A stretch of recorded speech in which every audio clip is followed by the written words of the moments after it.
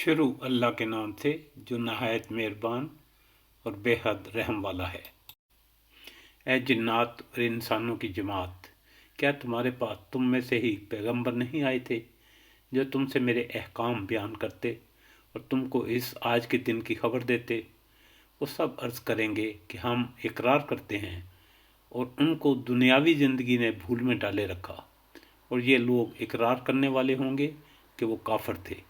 ये इस वजह से है कि आपका रब किसी बस्ती वालों को कुफर के सबब ऐसी हालत में हलाक नहीं करता कि इस बस्ती के रहने वाले बेखबर हों, और हर एक के लिए उनके अमाल के सबब दर्जे मिलेंगे, और आपका रब उनके अमाल से बेखबर नहीं है।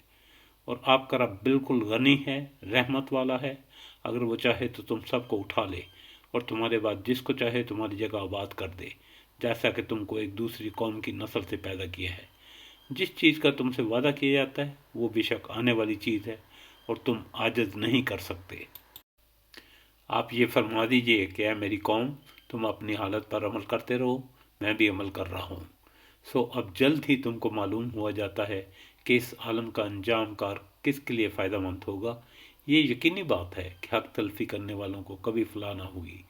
और अल्लाह ताला ने जो खेती और मवेशी पैदा किए हैं, उन लोगों ने इनमें से कुछ हिस्सा अल्लाह का मुकर्रर किया, और ख़ुद ही कहते हैं कि ये तो अल्लाह का है और ये हमारे माबूदों का है। फिर जो चीज़ उनके माबूदों की होती है वो तो अल्लाह की तरफ नहीं पहुँचती, और जो चीज़ अल्लाह की होती है वो उनके माबूदों की तरफ पहुँच जाती है। क्या बुरा फ़ैसला वो करते हैं।